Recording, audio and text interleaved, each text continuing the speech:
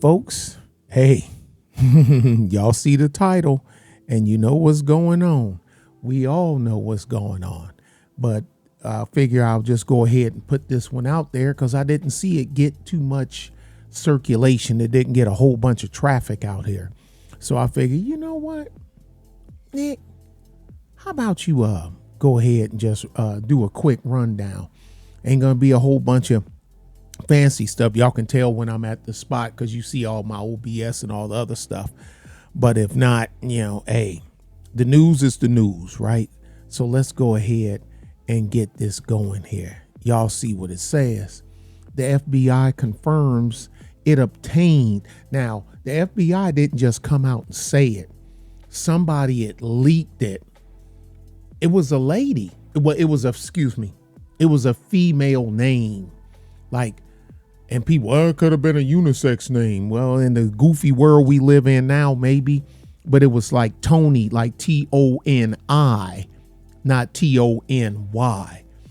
Now, why do the media go out of the way to throw the name of the leakers out there, but they ain't trying to throw out the names of the people that traveled to this island of ill repute and leisure? Same media. Maybe because some of their bosses' names is on that list. Maybe their name is on that list. Get a couple of sips of that. Sound like DC. That's pretty good. Let me get another one. Get my DC on. No, I ain't wearing no shades though. But FBI confirms it obtained NSO's Pegasus spyware. Now, you can Google, use whatever search engine you want to go as deep as you want to find out the abilities of this software. Okay, I already know. I know Keep It Techie know. Keep It Techie probably helped them make it. Look here, man, this is what y'all do. Y'all just put this right here. Hold on, pay attention, man. I'm trying to tell you how to do this. Y'all better listen to Techie. And I already told him when he blow up, don't act like he don't know me. And I told him he was going to blow up, and it just take time. But here he is. FBI said it procured a limited license for product testing and evaluation only. You believe them, don't you? Oh, you don't? Come on now. The fibbies wouldn't fib to us. FBI has confirmed that it obtained NSO Group's powerful. Who was NSO Group? Hold on. Powerful Pegasus spyware, suggesting that it bought access to the Israeli surveillance tool to stay abreast of emerging technologies and tradecraft, which actually does make sense, but be that as it may. Wait a minute. Sorry about that. In a statement released to The Guardian, and this is theguardian.com. The Bureau said it had procured a limited license to access Pegasus for product testing and evaluation only, and suggested that its evaluation of the tool partly related to security concerns if the spyware fell into the wrong hands. Okay. Okay. The Bureau also claimed it had never used Pegasus in support of any FBI investigation. There was no operational use in support of any investigation. The FBI procured a limited license for product testing and evaluation only, it said. The statement marks a direct acknowledgement by the FBI that it acquired Pegasus, one of the world's most sophisticated hacking tools. The FBI procurement of Pegasus, which occurred in 2019 under the Trump administration, imagine that, was first reported by the New York Times. Gee, I wonder who they was. Yeah. Okay. It was a stunning revelation in part because the Biden administration has recently placed NSO on a Commerce Department blacklist. I need Sly's cheer the what so I can when I said blacklist, saying it had evidence that the company's hacking tools had enabled governments around the world to conduct transnational repression targeting dissidents and journalists. The Guardian, I'm just giving them, I'm just a messenger. The Guardian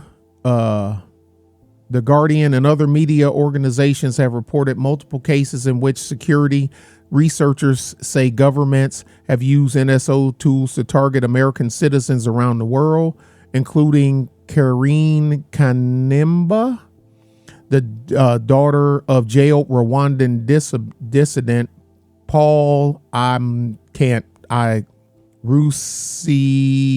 Rusabangia, I don't know, and Lama Fakti, a senior staff member of Human Rights Watch in Beirut. Once, I thought y'all said Americans. Okay. Once deployed, the user of Pegasus spyware can take complete control of a person's phone, accessing messages, intercepting phone calls, and using the phone as a remote listening device, or RLD. We was doing that when I was in the Army, not with cell phones, with radios and whatnot. We can make your tabletop radio, anything that has a speaker, we can use that speaker as a microphone. Just figure out, throw that one out there. Don't take my word for it. Look it up. A person with close knowledge of the FBI deal who spoke to The Guardian on the condition of anonymity claimed that it occurred after a long process of negotiations between U.S. officials and the NSO.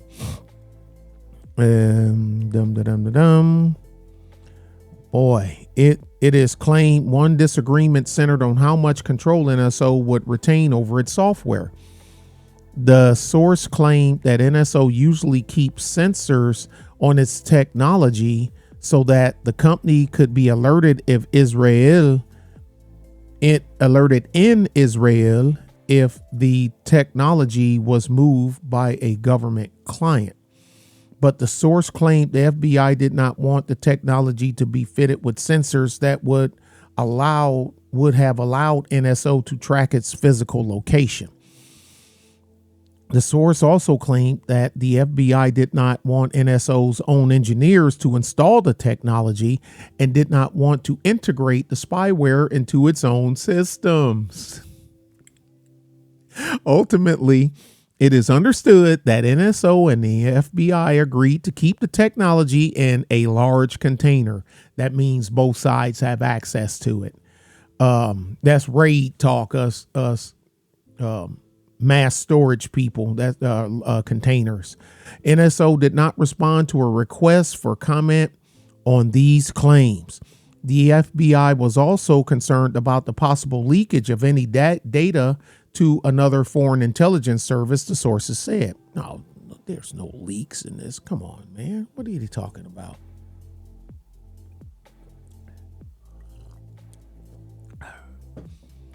The source claimed the Pegasus license was acquired by the Fibbies using a financial vehicle that was not easily identified as being linked to the Bureau. Kind of like how we bought the titanium from Russia to build the SR-71 Blackbird. Russia had no idea that they were selling United States the materials to build the Blackbird to spy on them. We got the touch, y'all. Hey, we just got it. The FBI. Oh, wait, excuse me. The source claimed, okay, the vehicle got that. The FBI did not respond to specific questions about the alleged concerns, the financial vehicle it used to procure the Pegasus license, or other details. In the end, the source claimed the FBI did not actually use Pegasus.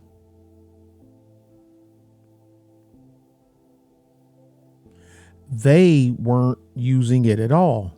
Like not even switching it on.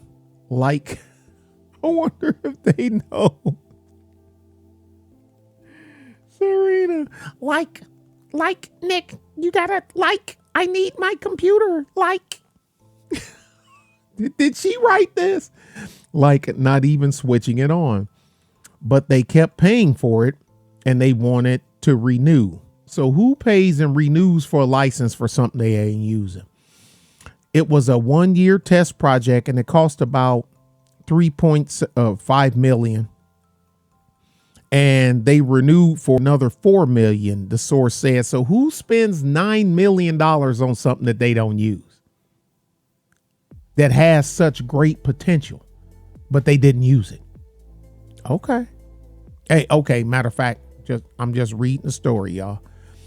In an email statement in response to claims about the Bureau's acquisition of Pegasus, the FBI said the FBI works diligently to stay abreast of emerging technologies in tradecraft, not just to explore a potential legal use, but also to combat crime and to protect both the American people and our civil liberties. Yeah, so how you gonna do that without turning it on, dog? How can you work diligently to stay abreast of emerging technology if you don't turn it on to see how it works? Aha! Aha!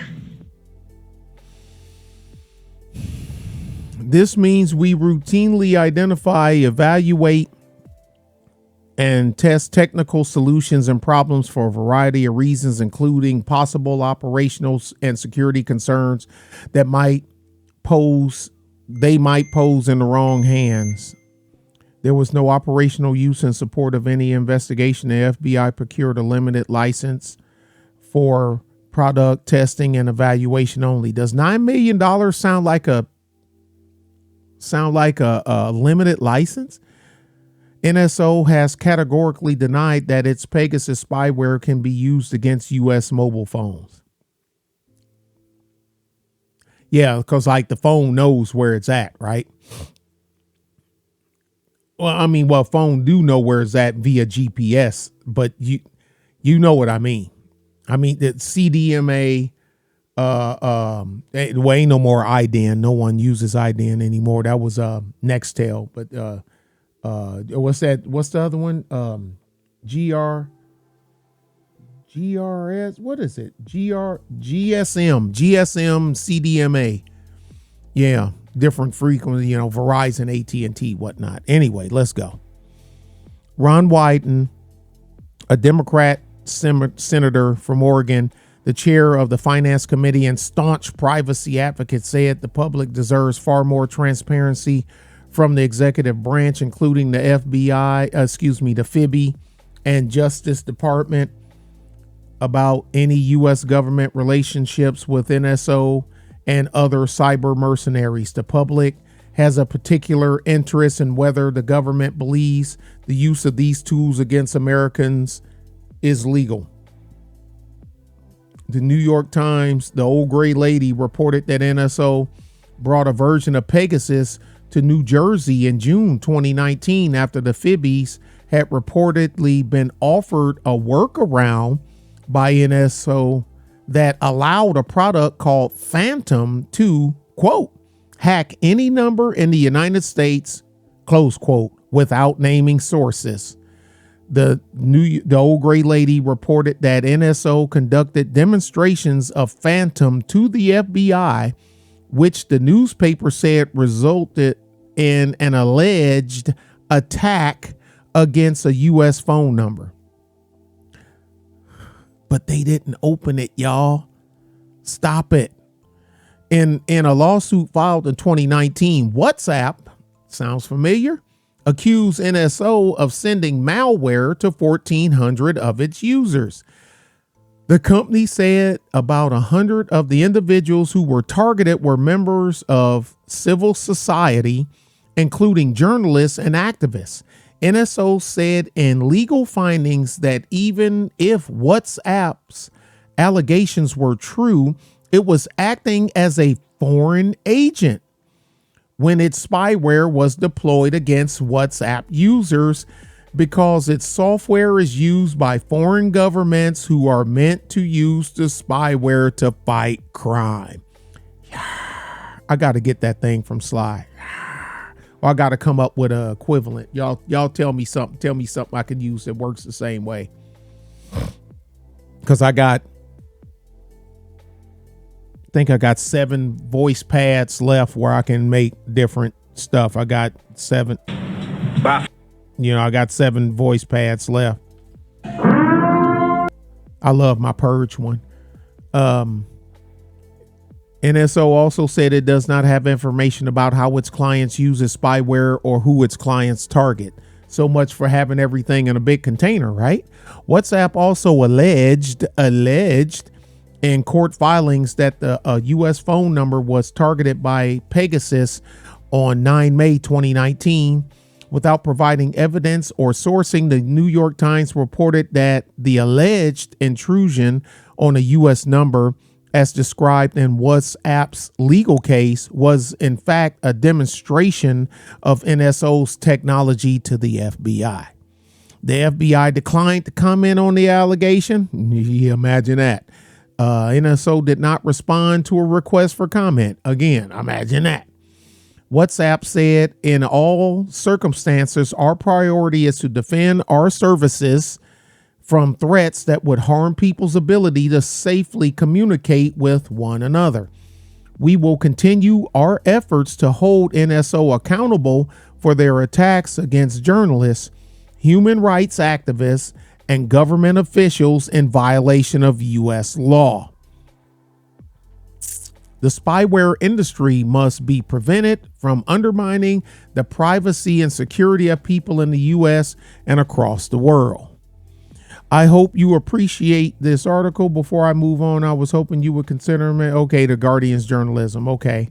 Betsy Reed. Thank you, Betsy. You done an excellent job, ma'am. Excellent job.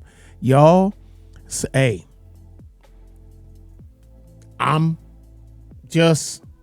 I am but a messenger. Okay. I am but a messenger. If FBI said they didn't open it and use it, but they got it to see how other people do stuff. But even though the FBI didn't mention Phantom, and then when they asked them about Fathom, they couldn't fathom what you were talking about.